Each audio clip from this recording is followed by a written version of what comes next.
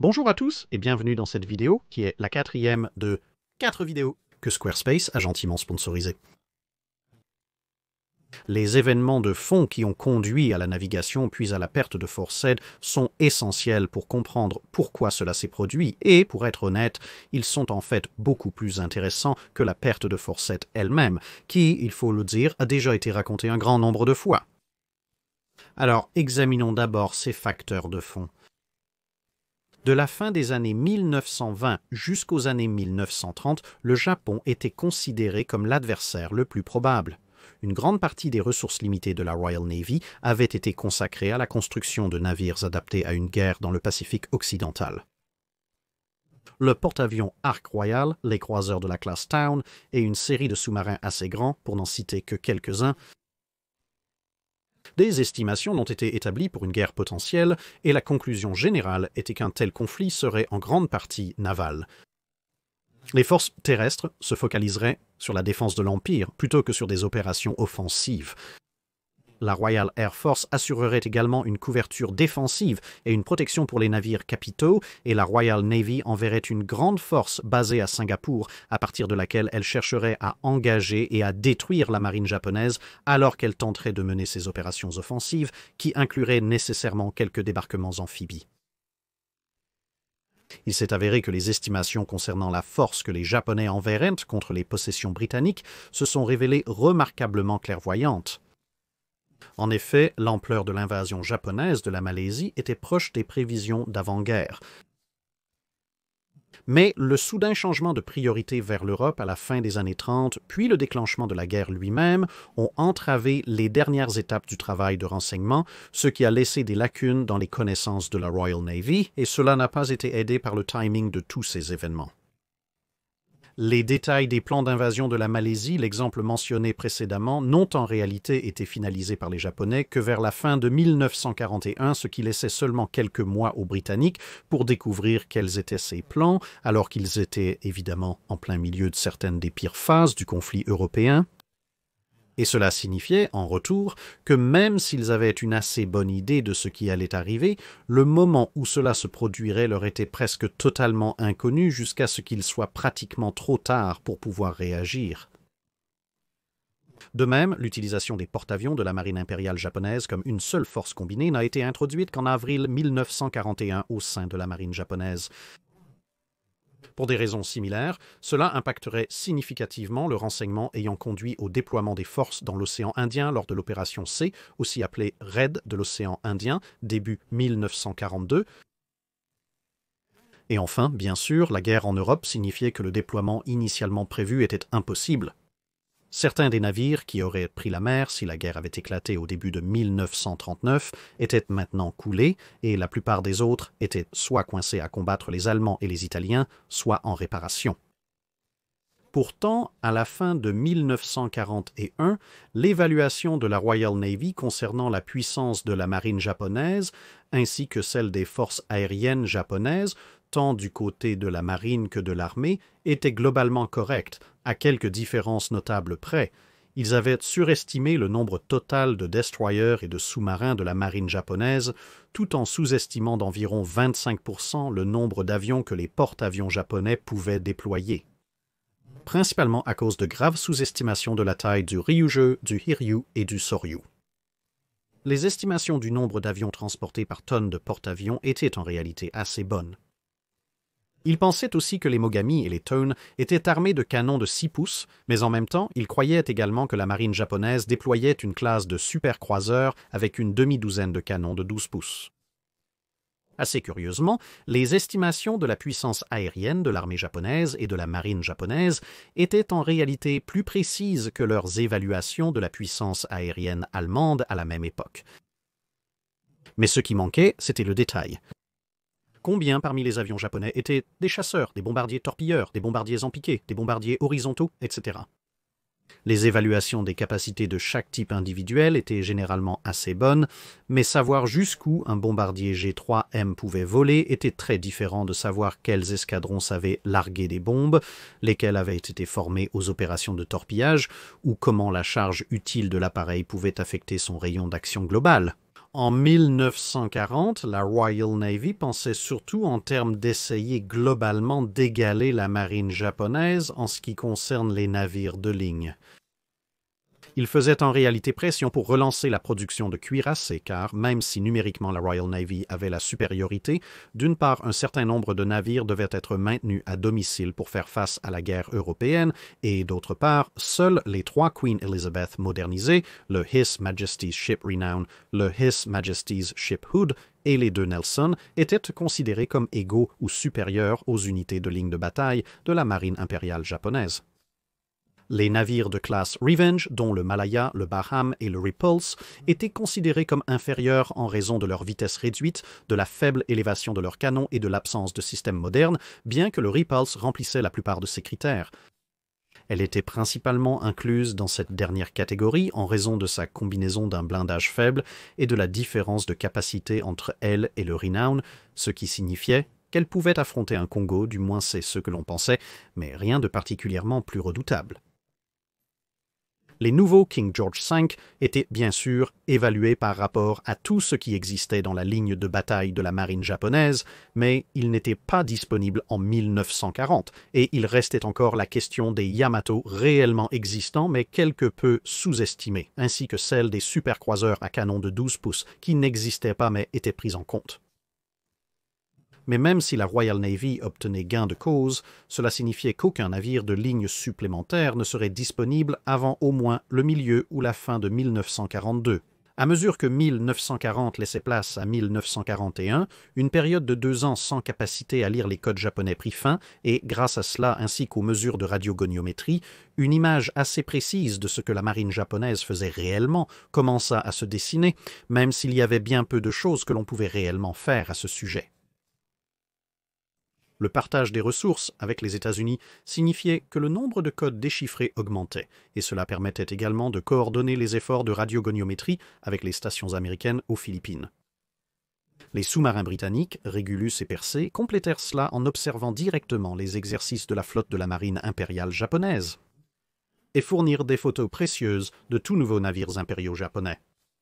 Bien que la plupart des sous-marins de la Royal Navy aient quitté la zone en 1940, à la mi-1941, ces informations étaient de quelque peu moins utiles que l'année précédente. Alors que le compte à rebours invisible vers la guerre entrait dans ses dernières étapes, la prise de l'ancienne Indochine française par les Japonais et l'occupation des aérodromes qui s'y trouvaient furent reconnus comme un indicateur majeur de menace. Des officiers britanniques observant la grande difficulté pour attaquer la Malaisie a été de fournir une couverture aérienne basée à terre. À présent, les Japonais ont les moyens de la fournir depuis l'Indochine et il est difficile de croire qu'ils ne vont pas en profiter. Un geste inquiétant sera donc la préparation des bases aériennes du sud de l'Indochine pour un fonctionnement complet, incluant le stockage de carburant et de bombes. Les avions peuvent être acheminés par les airs, mais le soutien au sol prend du temps. Une fois ces forces établies, elles pourraient soutenir une invasion maritime partant de Hainan ou de Formose sans passer par l'Indochine. Une autre observation était: la position aérienne est cruciale pour le Japon. Le ravitaillement des bases aériennes en Indochine est un indicateur de renseignement critique. L'arrivée du chasseur naval de type 0 indiquera avec certitude que la Malaisie est visée. À la lumière de cela, la planification a commencé à l'été 1941 sur ce que la Royal Navy pourrait envoyer en Extrême-Orient si et quand les Japonais entraient en guerre. On prévoyait que les États-Unis et l'Empire britannique seraient entraînés dans le conflit et le plan initial se présentait comme suit. Première phase, redéployer immédiatement la force H, composée alors du croiseur de bataille His Majesty's Ship Renown, du porte-avions His Majesty's Ship Ark Royal, du croiseur His Majesty's Ship Sheffield et de la 8e flottille de destroyers. Celle-ci agirait de manière défensive jusqu'à la phase 2, lorsque la flotte de l'Atlantique de la marine américaine prendrait en charge une partie des opérations dans l'Atlantique. Cela permettrait de libérer les cuirassés Nelson et Rodney, ainsi que 3 de la classe R, 10 croiseurs, 32 destroyers et 10 sous-marins. Ces unités rejoindraient alors la force H, les unités existantes de la Royal Navy qui se trouvaient déjà dans la région de l'Extrême-Orient, ainsi que les unités de la Royal Australian Navy pour former une flotte de combat puissante mais encore largement défensive. Mais il y aurait un certain nombre de problèmes à mesure que l'année avancerait vers l'automne, puis les premiers stades de l'hiver. Certains points seront repris dans la chronologie. Nelson a été endommagé par un bombardier torpilleur italien. D'autres pertes en Méditerranée ont nécessité le positionnement de la force H à Gibraltar. Maintenant, plus que jamais, l'Ark Royal elle-même a été coulée en novembre. Rodney avait besoin que ses canons soient rééquipés au plus vite et la disponibilité des navires capitaux américains dans l'Atlantique devenait quelque peu plus incertaine. La marine américaine hésitait de plus en plus à réduire le nombre de navires alloués à leur flotte du Pacifique. De plus, la Royal Navy pensait que les Japonais engageraient des croiseurs pour attaquer l'océan Indien en se basant sur la vulnérabilité des routes de convoi et les opérations allemandes pendant les deux guerres mondiales. La marine américaine estimait plus justement que les Japonais garderaient leurs croiseurs pour des opérations de flotte et amphibies. Ces divergences d'opinion rendaient difficile l'élaboration d'un plan d'action commun. Une proposition suggérait de remplacer la force H par 2 cuirassés de classe North Carolina, permettant à la force H et un King George V de se déployer dans l'océan Indien, mais elle ne fut pas retenue. Semblait offrir un certain espoir lorsqu'elle a été proposée au début de l'automne. À ce stade, la possibilité d'envoyer un porte-avions moderne à la flotte de l'Est semblait envisageable, sachant qu'au moment de la proposition, l'Ark Royal n'avait pas encore été coulé et que l'on pensait que ce navire, ainsi que peut-être le His Majesty's Ship Furious, pourrait, s'il ne pouvait pas être envoyé, au moins tenir la position pendant que le nouveau Indomitable, théoriquement prêt en novembre, pourrait être envoyé. L'Illustrious était encore en réparation, le Victorious était nécessaire pour contrer toute tentative de la Kriegsmarine passant par la Home Fleet et le Formidable ne serait pas prêt avant 1942. On espérait au départ que la force H accompagnée de la classe King George V pourrait encore être renforcée par les Nelson et les Ars, mais de vifs débats subsistaient quant à la viabilité des Ars ou des Revengers en dehors de leur rôle d'escorte anti-croiseurs. Mais avec les problèmes mentionnés précédemment mettant les Nelson hors d'action, il s'est finalement avéré que, quelle que soit la valeur représentée par les Revenge, cela finirait par être considéré comme mieux que rien. À la fin du mois de septembre, les plans prévoyaient donc brièvement 4 navires de la classe Revenge et le Repulse dans l'océan Indien d'ici décembre, ce dernier devant être relevé par le Renown et un navire de la classe King George V au début de 1942, accompagné d'un porte-avions et de 17 croiseurs, dont 4 lourds et 13 légers.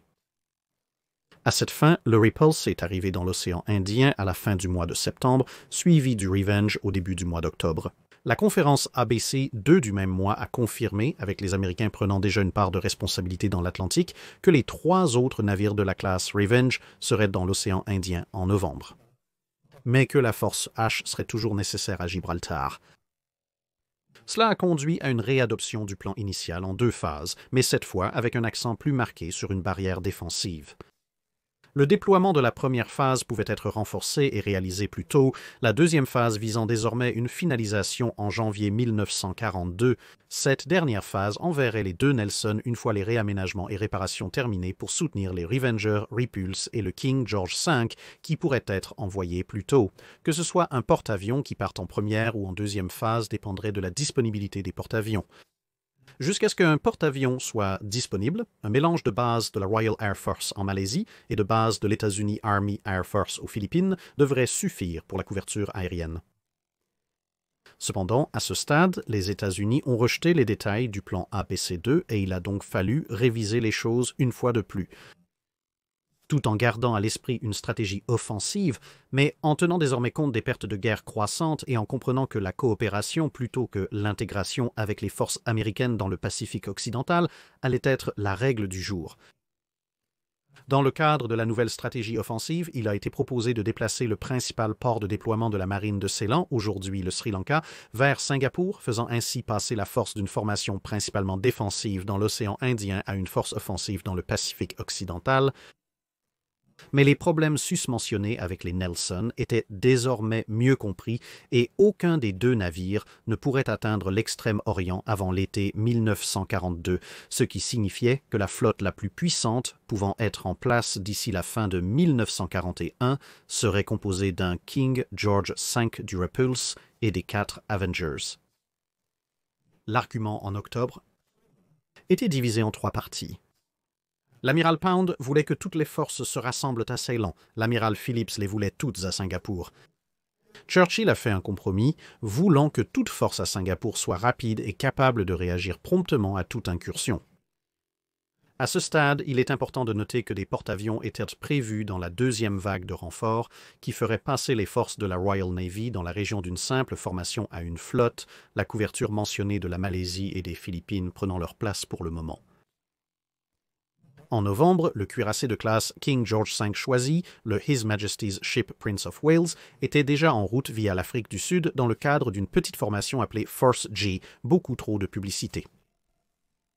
À ce moment-là, l'Indomitable avait été désigné pour la Force H, devant la rejoindre à la fin du mois de novembre, une fois sa période d'essai terminée. Il était reconnu qu'en cas d'urgence, elle pourrait tenter de rejoindre le canal de Suez et ainsi intégrer la flotte de l'Est, mais cela n'était pas conseillé car même si le navire pouvait être opérationnel à ce moment-là, son groupe aérien ne serait presque certainement pas encore totalement familiarisé avec les opérations depuis le navire. Et, compte tenu de la perte de l'Arc Royal, cela laisserait la Méditerranée occidentale sans beaucoup de couverture aérienne. À ce stade, il n'y avait toujours pas de présence aérienne significative de la marine impériale japonaise ou de l'armée à portée de Singapour, ni même à une certaine distance plus au nord, ce qui rendait la nécessité d'un porte-avions un peu moins urgente. Le 7 décembre, heure locale, la Royal Navy répertoriait ses principales forces dans le théâtre oriental comme étant le Prince of Wales et le Repulse, qui devaient rejoindre le cuirassé à Singapour, les 4 de la classe R qui resteraient dans l'océan Indien, ainsi que le petit porte-avions Hermes. Un seul porte-avions, probablement l'Indomitable, était mentionné parmi les renforts susceptibles d'arriver au début de 1942. Mais cette liste était quelque peu trompeuse, car seule la Revenge était effectivement présente parmi sa classe.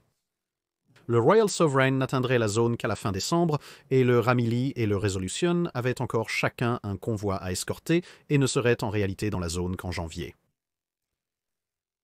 Le but de la désormais rebaptisée Force Z, composée du Prince of Wales et du Repulse, était désormais principalement la dissuasion. À défaut, il devait tenir la ligne jusqu'à l'arrivée des renforts.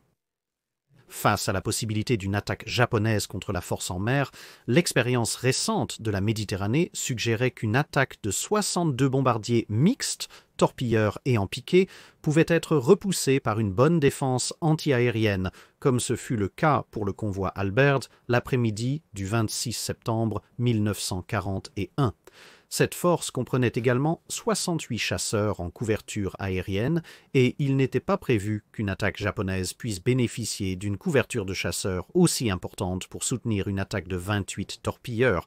Les sous-marins 79 italiens avaient été repoussés lorsqu'ils étaient arrivés en une seule unité et étant donné que le bombardier italien était en réalité plus rapide que le G3M ou le G4M et qu'il avait une portée opérationnelle à peu près comparable selon les renseignements disponibles, cela semblait de bon augure face à toute menace particulière venant de cette direction.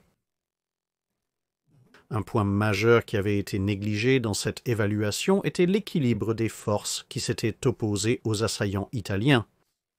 3 cuirassés, un porte-avions avec 2 escadrons de chasseurs, 3 croiseurs, 2 croiseurs anti-aériens, 18 destroyers et presque 3 escadrons de chasseurs basés à Malte. En revanche, la force Z ne comprenait que 2 grands navires et 4 destroyers. Il s'est avéré que les attaques japonaises par bombardement et torpillage seraient majoritairement non coordonnées, une régression par rapport aux Italiens. Les pilotes de la Regia Aeronautica avaient appris que la coordination était nécessaire pour percer les solides défenses britanniques. Ironiquement, les États-Unis et le Royaume-Uni étaient arrivés indépendamment à la même conclusion à ce moment-là. La nécessité d'adopter une stratégie défensive jusqu'au milieu du printemps 1942 moment, où les programmes de renforcement permettraient aux 2 forces de passer à l'offensive. Cependant, les Japonais lanceraient également leur assaut le 7 décembre 1941 à Pearl Harbor, correspondant au 8 décembre dans le Pacifique occidental, de l'autre côté de la ligne de changement de date internationale. Une différence qui, dans le contexte de ce qui allait suivre, peut parfois prêter à confusion. L'arrivée du Prince of Wales dans la région avait, comme mentionné précédemment, été spécifiquement médiatisée comme un moyen de dissuasion, bien qu'au final cela n'ait servi qu'à permettre aux Japonais de modifier leur équilibre des forces pour tenir compte de la présence du navire. Bien que leur planificateur ait déjà pris en compte la présence potentielle de 6 cuirassés, 2 porte-avions et 16 croiseurs dans l'océan Indien, et qu'ils avaient décidé qu'il s'agissait d'une force gérable avec les moyens qu'ils engageaient dans l'opération, cela n'a probablement pas fait une grande différence. Début décembre, les preuves d'un important renforcement militaire japonais s'accumulaient et les inquiétudes concernant plusieurs sous-marins de la marine impériale japonaise qui avaient été repérés en train de se diriger vers le sud ont conduit l'amirauté à suggérer rapidement à l'amiral Phillips, qui était arrivé le 2 pour prendre le commandement de la force Z à son arrivée à Singapour, d'envisager éventuellement de relocaliser la force, soit à Darwin en Australie, soit même de retourner à Ceylan. La puissance aérienne japonaise à portée de Singapour était initialement évaluée comme faible, mais cette estimation augmentait rapidement, passant d'environ 300 avions en Indochine, dont 180 déployés au sud et environ 90 estimés être des bombardiers de quelque type que ce soit le 2 décembre, à 450 au total le 4 et 500 au total le 6, ce qui était en réalité assez proche des 564 avions japonais, armée et marine confondues, que les archives japonaises indiquent avoir été déployées au début des hostilités. Le 8, le jour où la force Z a appareillé, l'estimation était qu'il y avait au moins 100 bombardiers, la plupart capables de transporter des torpilles, qui pourraient être déployés contre la force Z. Mais il semble que cette information particulière n'ait en réalité jamais atteint l'amiral Phillips, qui semble avoir pris la mer en se basant sur une évaluation faite quelques jours plus tôt, selon laquelle les avions d'attaque japonais ne pouvaient atteindre que 300 miles. Depuis leur base, bien qu'ils pensaient qu'ils étaient sur des aérodromes 150 miles plus au sud qu'en réalité, ce qui faisait la moyenne entre la portée estimée et la portée réelle, qui était d'environ 600 miles, en 2 parties égales. Il y avait aussi à bord du Prince of Wales l'impression que toute attaque viendrait probablement d'avions transportant des bombes explosives destinées à l'attaque au sol, et en fait, cela aurait effectivement été le cas 24 heures plus tôt, mais, à l'insu de tous, les premiers éléments du groupe aérien d'élite Kanoya, spécialement entraînés aux attaques à la torpille, avaient achevé leur transfert vers des aérodromes près de Saïgon le 7 décembre, heure locale, accompagnés du groupe aérien Genzan, moins spécialisé mais néanmoins bien entraîné. Lorsque la guerre éclata le 18 décembre, toujours à l'heure locale, ce qui correspondait au 7 décembre à Hawaï, la situation de menace pour la force Z avait radicalement changé par rapport à tout ce qu'elle avait connu jusque-là. L'évaluation de la menace de surface était simultanément exacte et inexacte, bien que cela n'ait pas eu d'importance au final. Les renseignements indiquant qu'il y avait 10 cuirassés, 4 porte-avions, 4 croiseurs lourds et 4 croiseurs légers, ainsi que 40 destroyers et 15 sous-marins qui restaient au Japon en tant que flotte principale, avec 8 croiseurs lourds et 12 croiseurs légers, plus 4 porte-avions, 52 destroyers et 18 sous-marins pouvant potentiellement être placés sous le commandement de l'amiral Kondo pour des opérations dans le sud-ouest du Pacifique.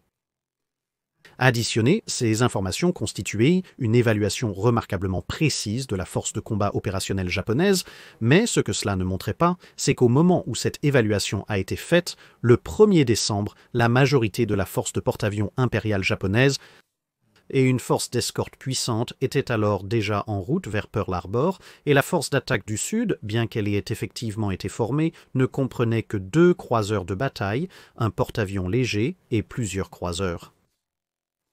Encore une fois, ils ont correctement identifié la 7e escadre de croiseurs des Megami naviguant vers la Malaisie. Cependant, ils croyaient à tort que les Megami avaient encore leurs canons de 6 pouces, une hypothèse qui a persisté jusqu'à ce que des photos après Midway révèlent des tourelles jumelles sur ces navires. Vous pourriez bien vous demander ce que Phillips pensait exactement pouvoir faire face aux forces estimées qui lui étaient opposées. Mais il faut se rappeler qu'avec ces 2 navires et leurs escortes, il comptait probablement sur des éléments de la flotte asiatique américaine et de la marine néerlandaise pour se joindre à lui, et former une force bien plus grande et bien plus puissante si la situation tournait mal. En effet, 2 jours avant de prendre la mer, le 6 décembre, Phillips avait rencontré le général MacArthur et l'amiral Hart, les commandants terrestres et navals américains de la région. Il avait demandé que 8 destroyers de la marine américaine se joignent à ses propres forces, conformément aux accords préexistants en cas de guerre, ce qui semblait imminent. Le résultat de cette réunion fut que 4 des destroyers qu'il avait demandés furent envoyés, car on pensait qu'un convoi d'invasion impériale japonais avait été repéré, mais il s'est avéré que ces 4 destroyers arriveraient juste trop tard. Ils sont arrivés à Singapour le 9, puis ont immédiatement fait demi-tour et sont repartis vers le nord-est, finissant par retrouver ce qu'il restait des 4 destroyers de la zone mentionnée dans l'après-midi du 10. Ce qui a été convenu lors de cette réunion, c'est qu'une stratégie défensive initiale serait adoptée dans laquelle la formation britannique, renforcée par les destroyers américains, protégerait la barrière malaise et tenterait d'empêcher toute avancée japonaise vers les Indes orientales néerlandaises, avec l'espoir que le Revenge et le Royal Sovereign arriveraient pour aider d'ici la fin décembre, mais aucun porte-avions de la Royal Navy n'était attendu avant le printemps.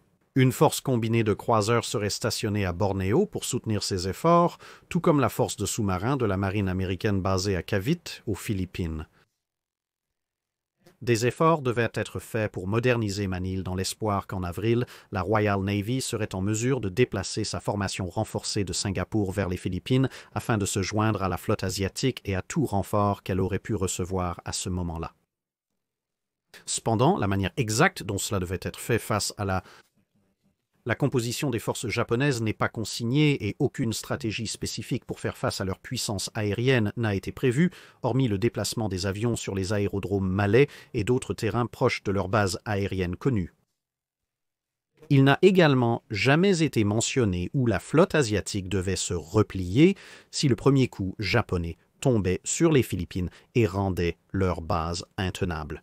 Ce qu'il est crucial de noter ici, c'est que le 6, Phillips, cherchait des navires supplémentaires pour une manœuvre offensive, ce qui suggère que le départ final du 8, parfois présenté comme une réaction immédiate et instinctive aux événements, était en réalité quelque chose de planifié depuis bien plus longtemps. En effet, le fait que le convoi d'invasion japonais était en mer et que cela était déjà connu était une information assez largement répandue parmi le haut commandement allié au moment de la conférence. Dans l'ensemble, les forces totales qui devaient être placées sous commandement allié à la fin décembre semblaient relativement raisonnables pour la tâche qui leur était assignée. Il s'agirait de 3 cuirassés, un croiseur de bataille, 4 croiseurs lourds, 5 croiseurs légers, 23 destroyers et 40 sous-marins des marines britanniques, australiennes, néerlandaises et américaines, sans compter d'éventuelles forces supplémentaires dans l'océan Indien. Ou encore stationnés dans les ports australiens. Bien que la flotte américaine du Pacifique devait occuper la majeure partie de la marine japonaise, cela semblait être un nombre raisonnable de navires pour leur mission. Mais il y avait quelques failles même dans cette évaluation de ce qui pourrait arriver dans quelques semaines. La plupart des croiseurs et des destroyers japonais, par exemple, étaient composés de navires largement supérieurs aux limites imposées par les traités, alors que beaucoup des navires équivalents des forces alliées dans la région étaient soit anciens, soit quelque peu sous-dimensionnés, voire les deux. Seul le Prince of Wales et les sous-marins de la classe Tambor aux Philippines pouvaient revendiquer un avantage décisif sur leurs homologues de la marine impériale japonaise et bien sûr, dans ce dernier cas, même s'ils ne le savaient pas encore, l'utilisation de la torpille Mark XIV signifiait que les sous-marins américains, tels qu'ils étaient en réalité inexistants pendant les premiers mois de la campagne. Et ainsi nous arrivons au jour où les forces prennent la mer. Cette nuit-là, techniquement le 7e heure locale à 23 heures, des interceptions de signaux ont déterminé que les hostilités allaient commencer à 1 heure du matin.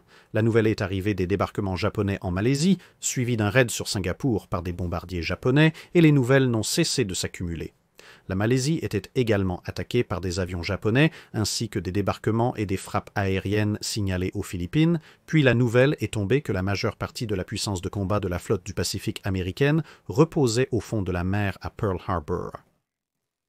Presque tous les éléments sur lesquels Philippe comptait comme des certitudes pour affronter les Japonais ont été balayés au cours de la journée, y compris, de façon cruciale, la couverture aérienne de la Royal Air Force depuis la Malaisie et celle des États-Unis depuis les Philippines, toutes deux désormais soit détruites, soit fortement engagées dès le début.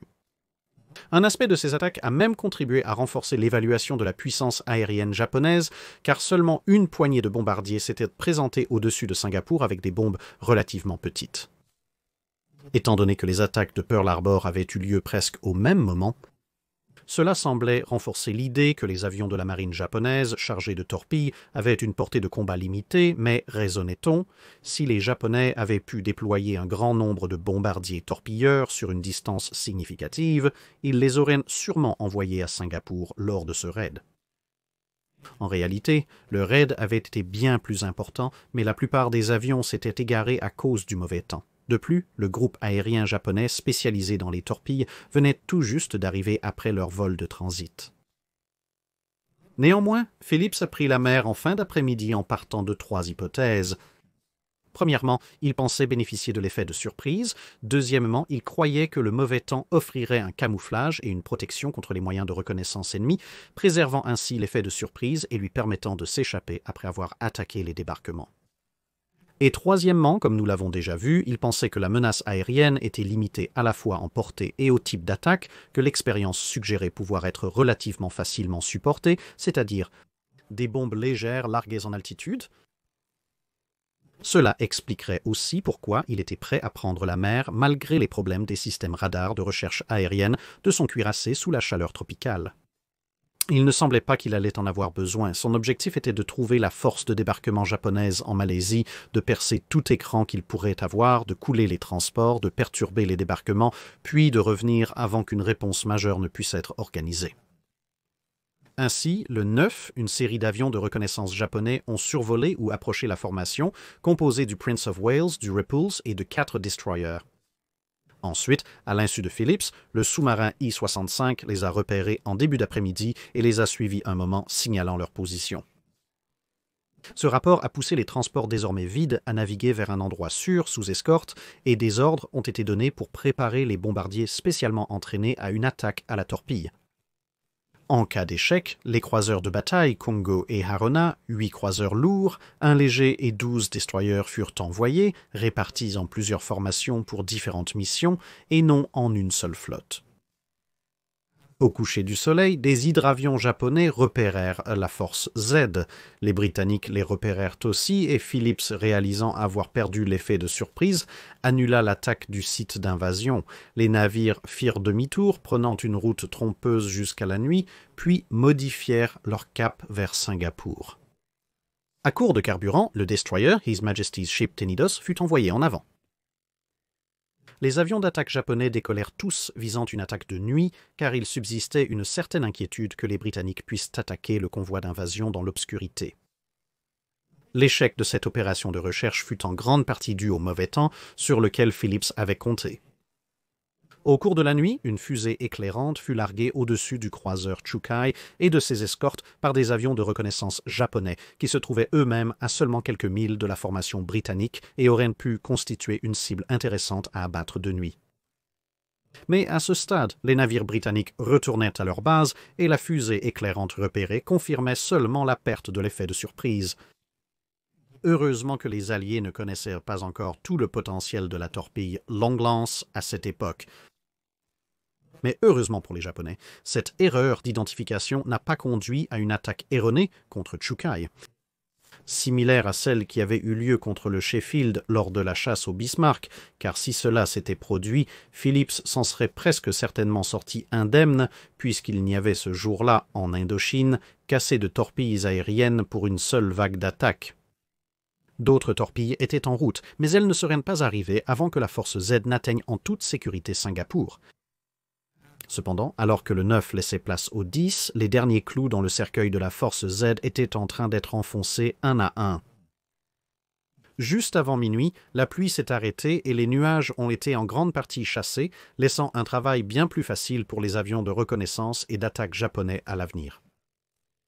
Et presque au même moment, un message a été reçu indiquant qu'un débarquement ennemi avait lieu à Kuantan. C'est ce point souvent sous-estimé autour duquel le destin de la force Z a basculé. En réalité, il n'y avait aucun débarquement là-bas, mais cela ne devait être établi que bien trop tard. Mais pour Phillips, le signal ne lui laissait guère le choix. Kuantan se trouvait à mi-chemin entre les points de débarquement japonais connus et Singapour. Cela diviserait en deux les efforts défensifs britanniques en Malaisie si jamais elle était prise. Kwantung se trouvait également plus au sud de sa position actuelle, plus précisément quelque peu au sud-ouest, mais dans tous les cas, c'était plus éloigné des forces japonaises connues, et c'était à 640 km des bases aériennes japonaises connues, une distance qui, si vous vous souvenez de ce que j'ai dit plus tôt, selon ces renseignements, était de 160 km, au-delà de la portée supposée des bombardiers torpilleurs japonais, même si en réalité c'était en fait à 320 km à l'intérieur de leur rayon d'action opérationnelle.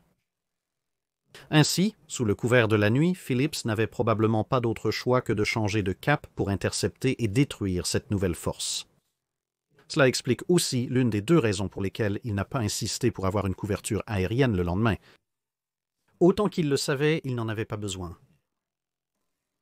Mais au moment où Phillips a changé de cap, les Japonais n'avaient aucune idée d'où il était allé.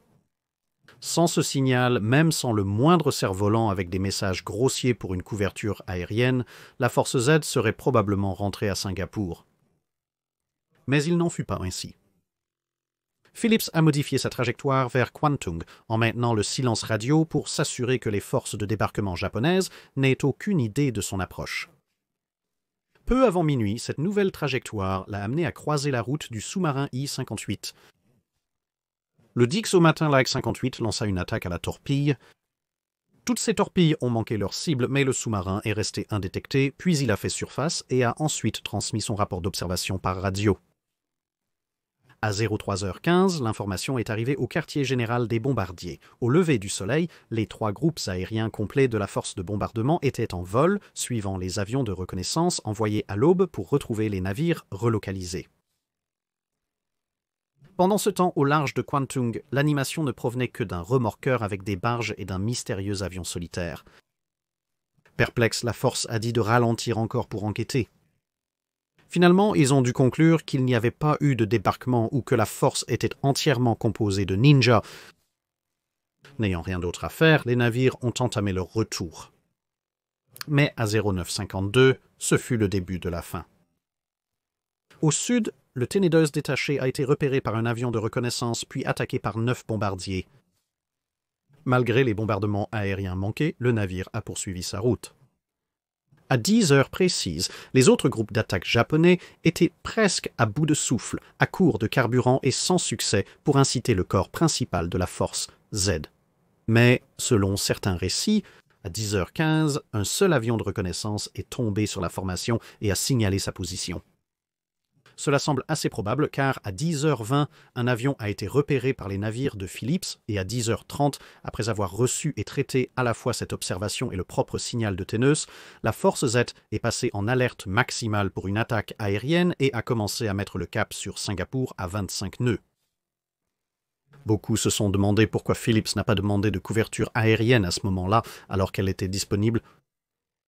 Mais en plus de croire qu'il était hors de portée des bombardiers torpilleurs, ce qui était, selon lui, le cas. La veille, il avait reçu un message indiquant sans équivoque que la seule menace aérienne sérieuse provenait des bombardiers à torpilleurs, qu'il n'y avait pas de couverture de chasseurs disponible le 10. En réalité, il s'agissait d'un message incroyablement mal formulé qui était censé informer Philippe de la chute des aérodromes du nord de la Malaisie et donc de l'absence de couverture de chasseurs. Pour son supposé assaut contre les forces de débarquement dans cette zone opérationnelle, mais il avait été tellement condensé qu'il semblait être une déclaration absolue couvrant tout le théâtre d'opération.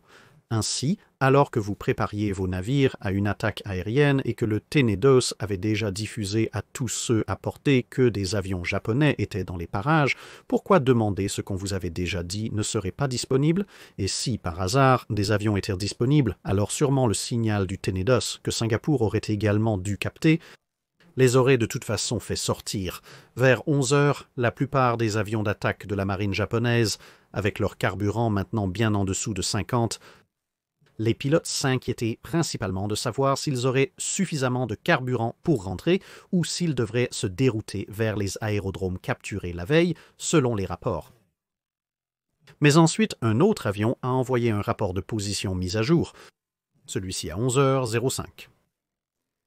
Déjà en train de converger vers la zone générale et avec une autonomie minimale restante dans leur réservoir, les avions japonais dispersés plongeaient pour attaquer dès qu'ils repéraient leur cible, une formation après l'autre.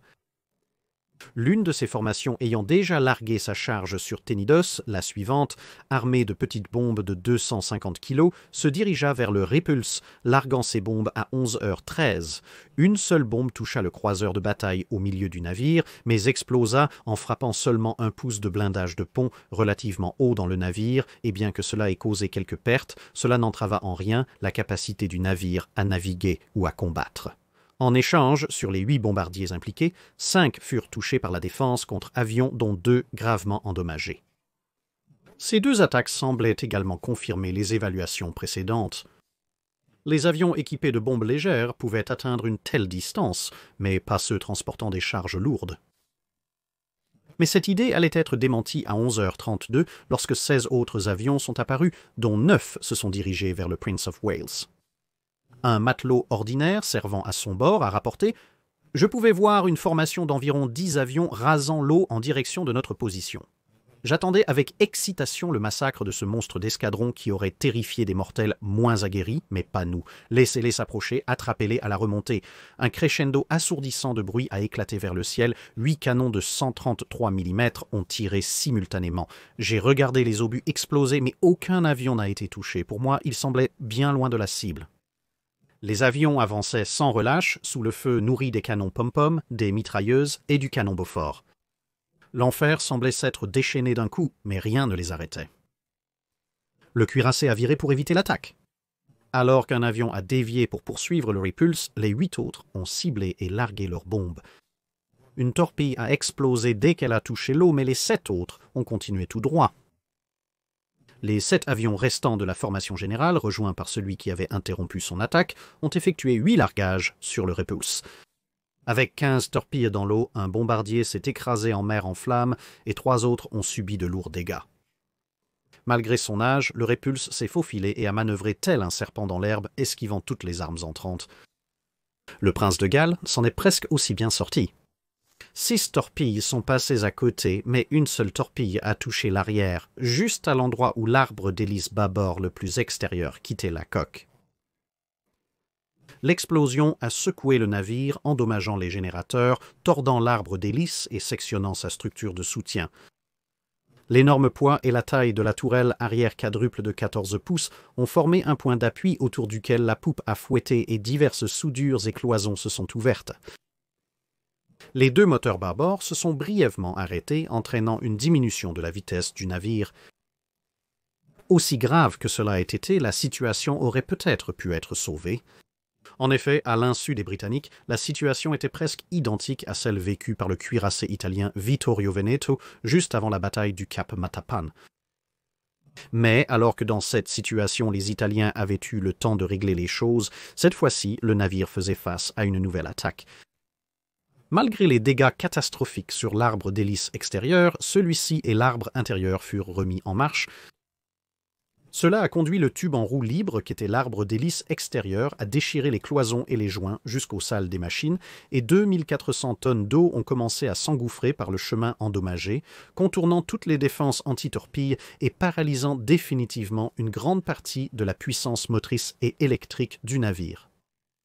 Avec une vitesse limitée à 16 nœuds et une gîte de près de 12 degrés, en prime, le navire était désormais bien plus vulnérable aux attaques, d'autant plus que la gîte empêchait la batterie tribord de 133 mm d'abaisser suffisamment les canons pour engager d'autres torpilleurs, et que les tourelles arrière de chaque côté étaient de toute façon privées de courant, ne laissant immédiatement au navire que les tourelles avant-bâbord utilisables contre les torpilleurs, tandis que les tourelles tribord pouvaient être utilisées contre les bombardiers en altitude, mais les tourelles elles-mêmes ainsi que les armes anti-aériennes plus légères étaient désormais d'autant plus maladroites car elles fonctionnaient uniquement en mode manuel, non seulement pour le chargement mais aussi pour la rotation et l'élévation. Vers 11h43, une nouvelle vague d'avions japonais est arrivée. 7 torpilles et 6 bombes furent lancées contre le Repulse, qui les évita habilement avant de tenter de se rapprocher du navire amiral en difficulté pour essayer d'aider. Pendant cette période, le Repulse a envoyé son propre signal à 11h58 pour signaler l'attaque aérienne, et une demi-heure plus tard, une escadrille de Buffalo était en route. Mais c'était trop peu, trop tard. À 12h18, 26 autres appareils arrivèrent.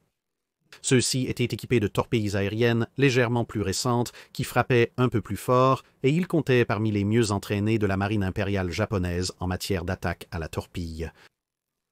6 appareils se dirigèrent vers le prince de Galles endommagé, infligeant 3 coups du côté tribord, là où les canons anti-aériens ne pouvaient pratiquement rien faire pour les arrêter.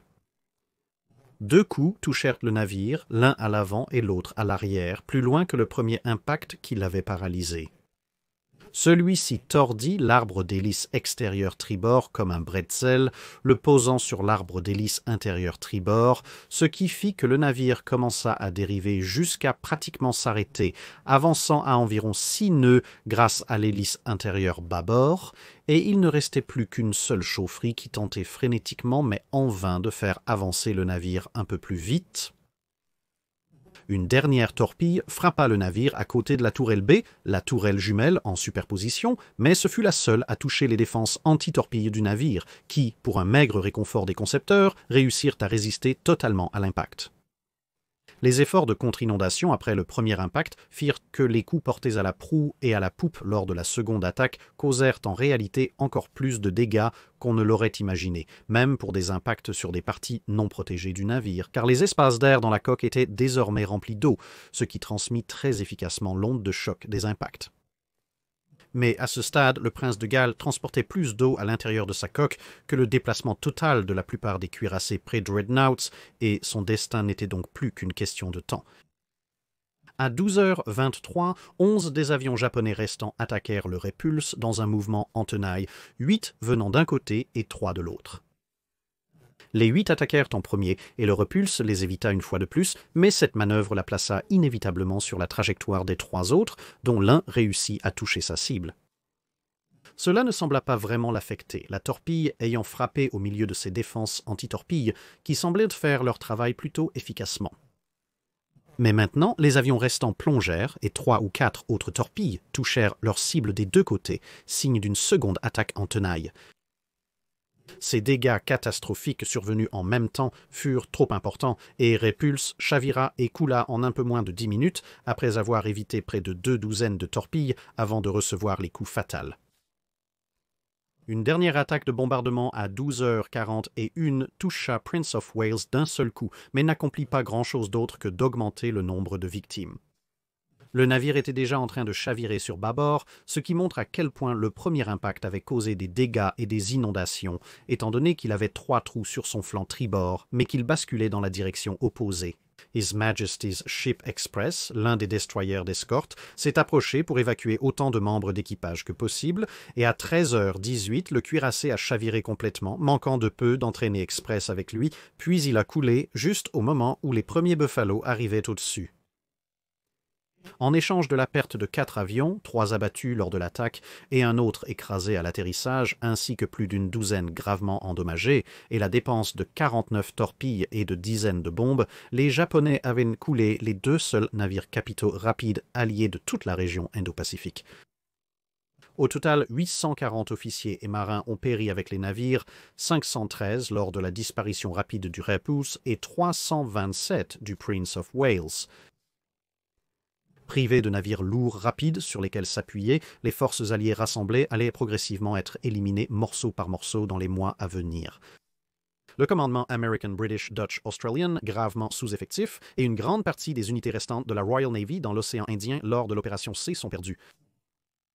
En effet, les navires capitaux rapides alliés ne réapparaîtraient plus dans la campagne du Pacifique, si ce n'est plus tard comme escorteurs de porte-avions jusqu'à l'intervention spectaculaire de l'amiral Lee lors de la campagne de Guadalcanal, mais cela n'aurait lieu que près d'1 an plus tard. Mais loin d'être une charge suicidaire vaine, apparemment menée face aux réalités modernes, un examen des faits semble plutôt indiquer que la perte de la force était davantage due à 2 facteurs bien plus banals et malheureusement bien plus courants, principalement, mais pas uniquement, des renseignements en grande partie inexacts où les rares missions se sont révélées être des facteurs critiques et tout simplement la malchance. Si cette première torpille avait touché quelques centaines de pieds plus à l'avant et que les 2 navires avaient ainsi pu maintenir leurs tirs anti-aériens et leurs manœuvres d'évitement à pleine vitesse, les attaques suivantes auraient-elles suffi à les arrêter? Peut-être pas. La marine japonaise n'aurait certainement pas pu revenir à la charge de sitôt, étant donné qu'ils auraient dû se réapprovisionner en torpilles aériennes, ce qu'ils n'avaient pas dans le théâtre d'opération. Les 2 navires capitaux endommagés auraient-ils pu influencer la chute de Singapour ou le raid ultérieur dans l'océan Indien s'ils avaient pu être réparés à temps? C'est possible. Mais en fin de compte, ces choses ne se sont pas produites et, quelles qu'en soient les raisons exactes, le simple fait demeure que le Repulse et le Prince de Galles ont été coulés le 10 décembre 1941 et, avec eux, s'est envolée la majeure partie de l'espoir d'arrêter l'expansion japonaise à l'est de l'Inde. C'est tout pour cette vidéo, merci de l'avoir regardée. N'hésitez pas à nous faire part de vos commentaires ou suggestions de navires à examiner dans la section commentaires. Commentez le post épinglé pour les questions sur la cale sèche.